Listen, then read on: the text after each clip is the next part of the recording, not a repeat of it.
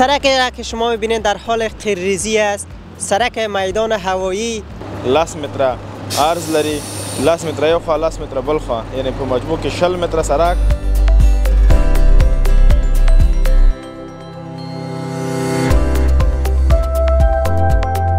می‌بینیم کارش نزدیک به تمام شدن است و قیرریزیش شروع شده. امروزی سرک جور شد، شب دیگه سرک جور میشه، دیگه سرک جور میشه، دیگه روزی دیگه جاش جور میشه.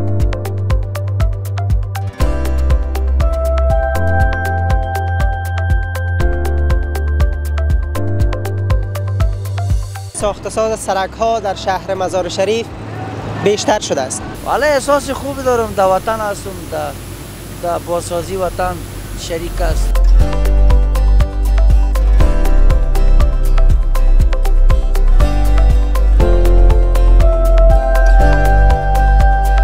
از کیفیت سرک و از اینکه زمینه کار برای کارگران و شهروندان ایجاد کرده است. از ایران هم که بالا میشد، از نام دنیا که بالا، به خاطرش که افغانستان که است قلب آسیاست.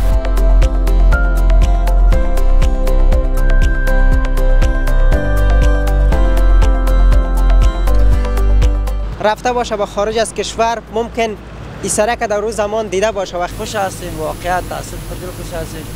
هر کسی که به وطن ما خدمت میکنه ما از خوش هستیم.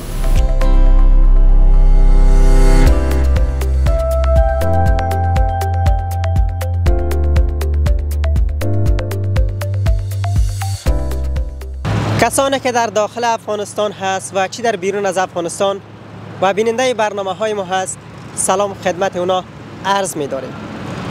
سرک را که شما می‌بینید در حال قیرریزی است. سرک میدان هوایی شهر مزار شریف است.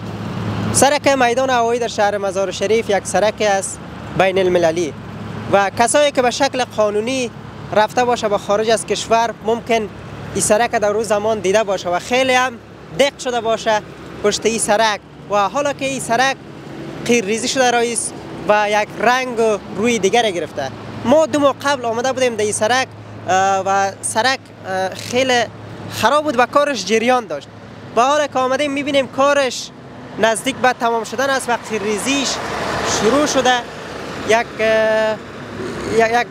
زیبایی خاص به خود گرفته است و ما میرویم با مسئولان اینجا، با کسایی که در این محل زندگی میکنه صحبت هایی می داشته باشیم، گفتگو با اونا می داشته باشیم که در این مورد چی گفتنی دارن، چقدر خوشحال هستند، کاری قیرریزی سرک کی تمام میشه و چقدر کارگر در اینجا مصروف کار است. بیننده برنامه ما باشید.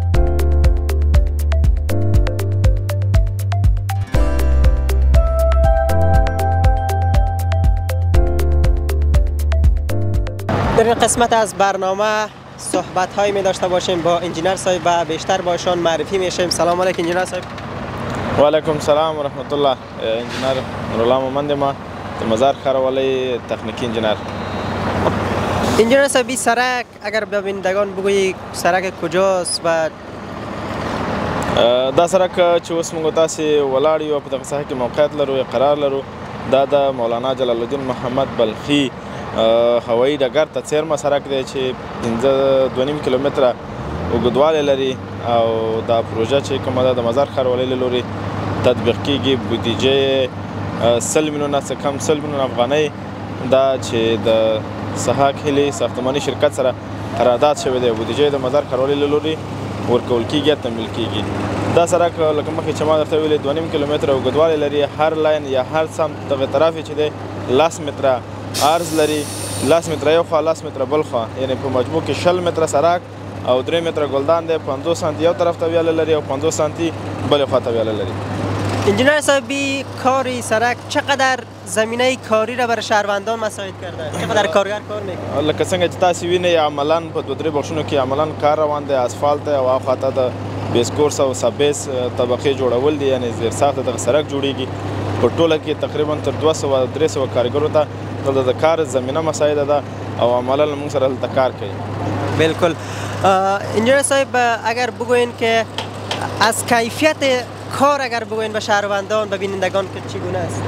د مزار ښاروالۍ لکه څنګه چې تاسې ټول د مزار ولس ته او د مزار خلکو ته معلومه ده په دغه تیر څو کلونو کې چې امارت اسلامي راغلی دی کارونه یې په ډېر ښه کیفیت سره په ښه نرم سره هغه استندردونه چې د تخنیکي پروژو لپاره په نړیواله سطحه باندې په نظر کې نیول شوي دي د هغې مطابق کارونه روان دي د دې پروژې کار چې تقریبا 3 میاشتې او 20 ورځې کېږي کار شروع شوی دی په ډېر چټکۍ سره موږ کار مخته بوتلو یعنې هېڅ وخت مو دې کې دمه نه ده کړې شپه ورځ مو نه دي وهلي کار مو کړی دی تر څو مخکې له ژمي د رارسېدو نه یا د هوا د خرابېدو نه دا کار خلاص شي چې عملا یې اوس تقریبا 55% کار مخته تللی دی.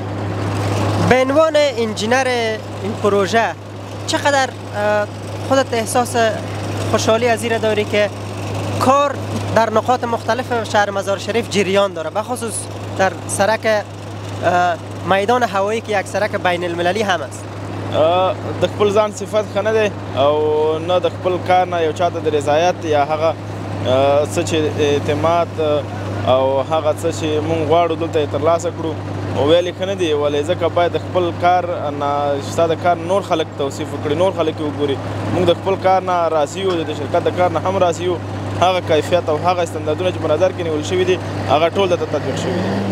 کار از این کی کاملا تمام میشه؟ دا پروژه خو ما درته مخکې ویلې چې 8 میاشتې وخت لري میاد کاري 8 میاشتې 3 میاشتې تېرې شوي دي 15% د کار 15% کار یې مخته تللی دی نو که هوا خرابه نه شي باران او روغتونه ونه شي نو انشاءالله باقی 3 میاشتو 4 میاشتو که به کار عملا بشپړ شي انشاءالله. تشکر انجینر صاحب. صحبت هایی بود با انجینر صاحب و از کیفیت سرک و از اینکه زمینه کار برای کارگران و شهروندان ایجاد کرده است و میگه که ممکن در 3 الی 4 ماه کار این سرک تمام شود و مردم از سرک استفاده کنند.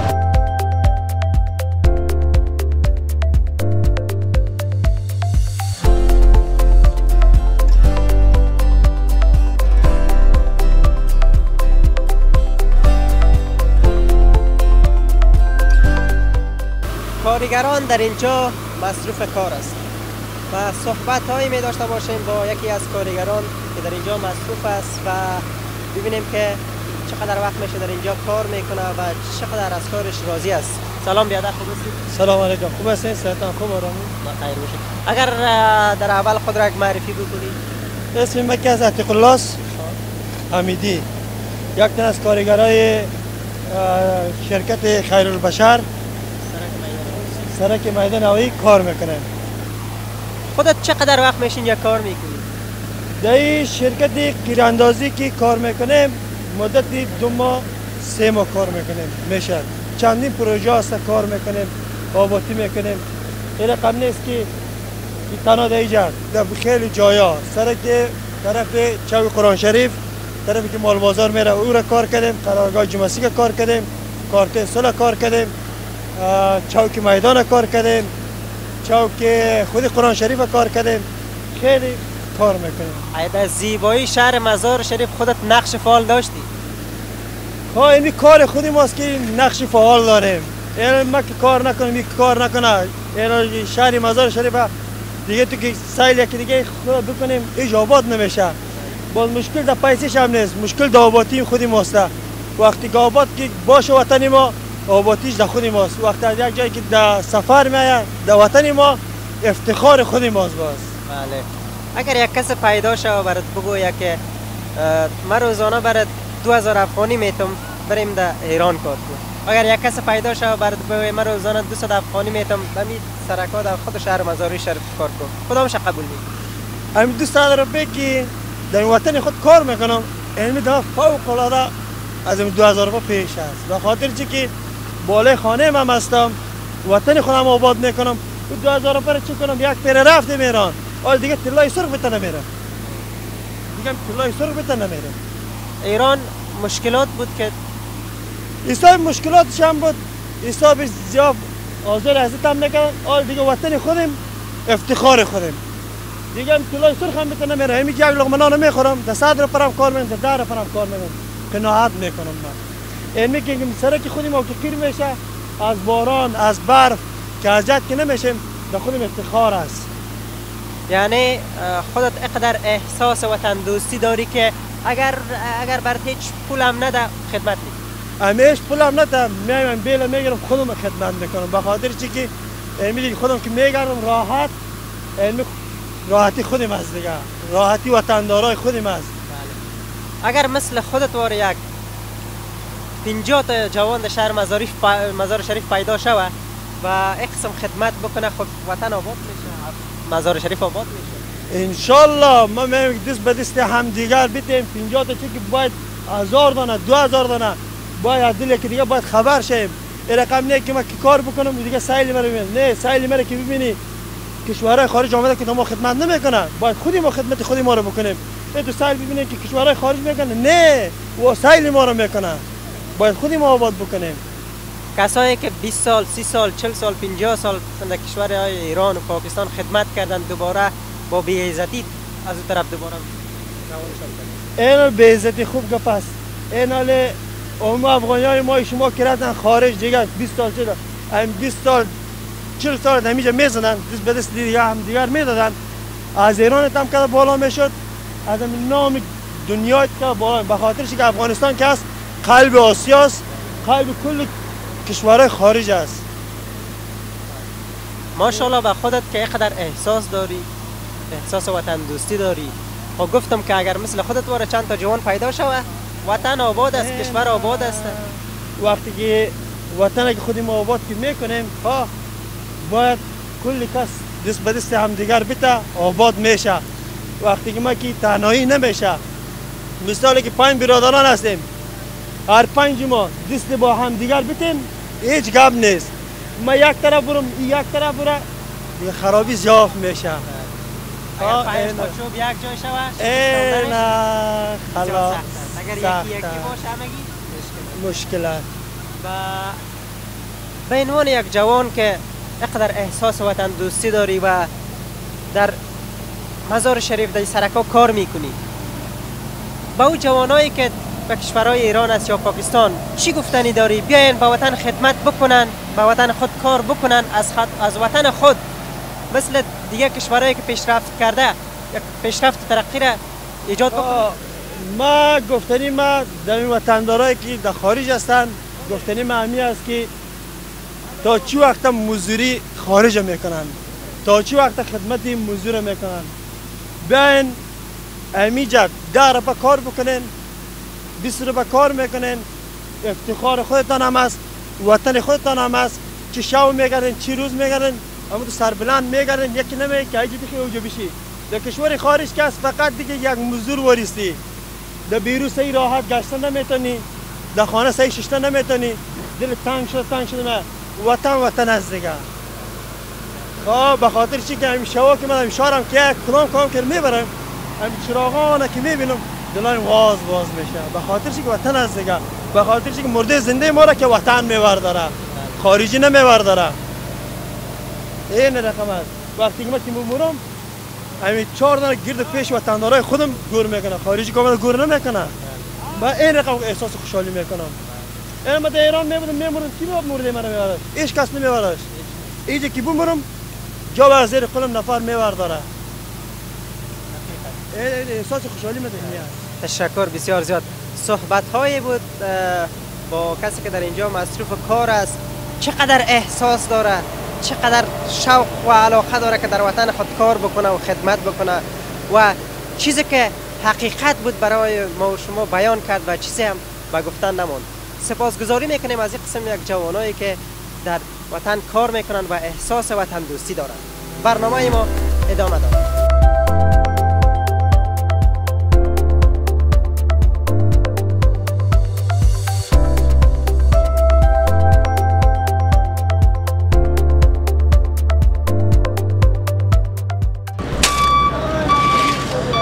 در این قسمت از برنامه در کنار خود کسی را داریم که با ریش سفید و با سن بلند، مثل بیل و یک چیز هم در دستش است که ما او را نمیشناسم و ببینیم که چقدر وقت میشه در اینجا کار میکنه و چگونه است کاروبار. سلام ماما، خوب هستید؟ و علیکم سلام. خوب هستید؟ نام شما چی است اگر خود را؟ احمد شاه. احمد شاه. از کجا هستی؟ چقدر وقت میشه؟ چقدر وقت میشه اینجا کار میکنی؟ اینجا 3 ماه میشه که کار میکنی. 3 ماه میشه کار میکنی در اینجا. چقدر احساس خوشحالی داری که در وطنت کار میکنی و سرک آباد میشه؟ بسیار خوشی میکنم، وطن ما آباد میشه و بسیار مهربانی و چیز داریم از وطن خود، از خاک خود، از چیز خود. قسمی که همه ما و شما شاهد هستیم کاروبار سرکسازی در شهر مزار شریف بیشتر شده است. بیشتر شده، بهترین کاری است که دولت ما بسیار جستجو دارد در باره سرکسازی، در باره چیزی خود، در باره ملت خود، در باره کار خود. اگر دولت قبلی همه قسم کار میکرد و توجه میکرد آیا وطن آباد میشه؟ یاره جستجو نداشت. ما خود ما در نمی سرکسازی ما 20 چند سال میشه که ما کار میکنم مگرم جستجو نداشت. حکومت که است فعلا که ما میبینیم هم در ملت هم در چیز بهترین یک کار جستجو دارن، بهترین یک کار دارن، بهترین ملت افغانستان به یک دم جور میشه. یعنی تو آستا آستا جور میشه، کم کم جور میشه. این سرک جور شد، سبا دیگه سرک جور میشه، دیگر سرک جور میشه، دیگر جای جور میشه. یعنی این میتونه ملت ما شما آباد است. ماما جان قبلا به نظر شما این سرکایی که در اون زمان جور میشد سود خراب میشد، دلیلش چی بود؟ مواد کم کیفیت بود؟ مقصد شرکت ها بدوان بود دیگه، بدوان بود، پیسه را قبضه کو برو اشترای دیگه. و حال چه قسم است؟ حالی که هست، حالی که یک میلیشه به چیز نمیمانه. خود ما هم کوشش داریم که ملت ما جور شوه، سرک ما جور شوه، خانای ما جور شوه، تیما و بیوه و بوره ما به سر حال شوه دیگه شوه دیگه. تشکر ماما جان. کاکا جان 24 سال میشه که در کارهای سرکسازی در ولایت مختلف در افغانستان مصروف کار هست و از اینکه کار در زمان حکومت امارت اسلامی کارهای سرکسازی بیشتر شده است و از کیفیت کار هم خوشحال است. میگوید که در اون زمان کارها جریان داشت ولی نه به این سیستم و نه به این کیفیت. برنامه ما ادامه دارد و بیننده برنامه ما باشید.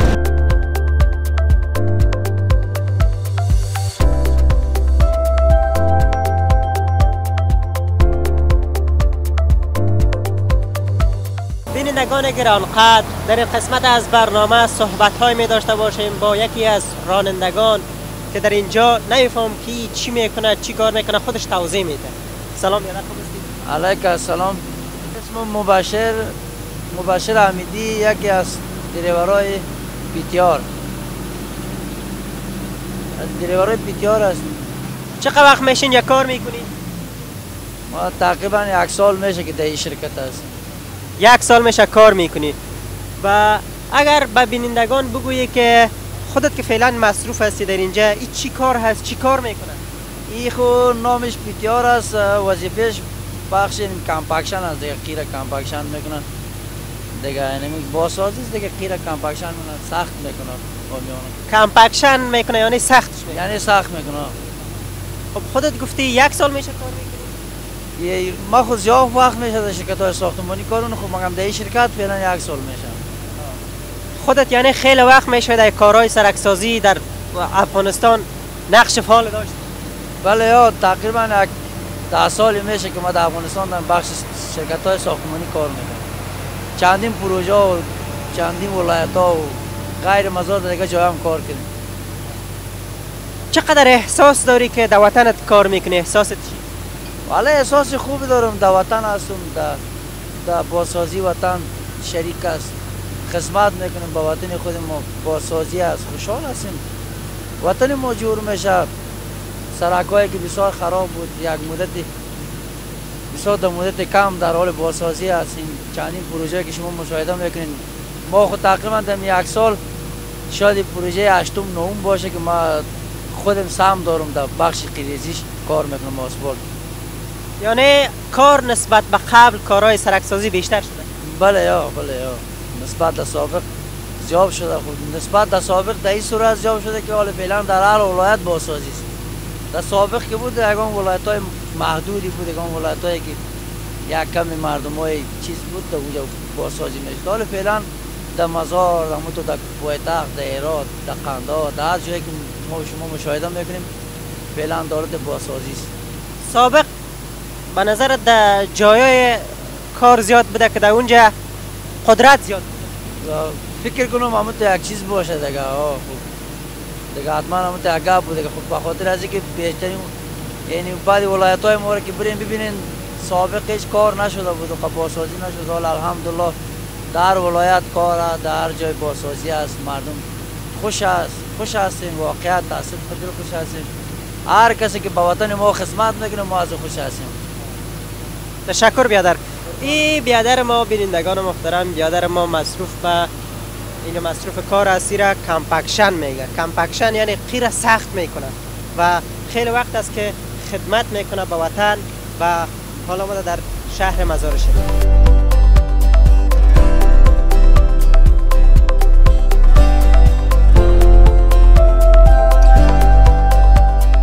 در این اواخر پروژه های ساختمانی و ساختساز سرک ها در شهر مزار شریف بیشتر شده است.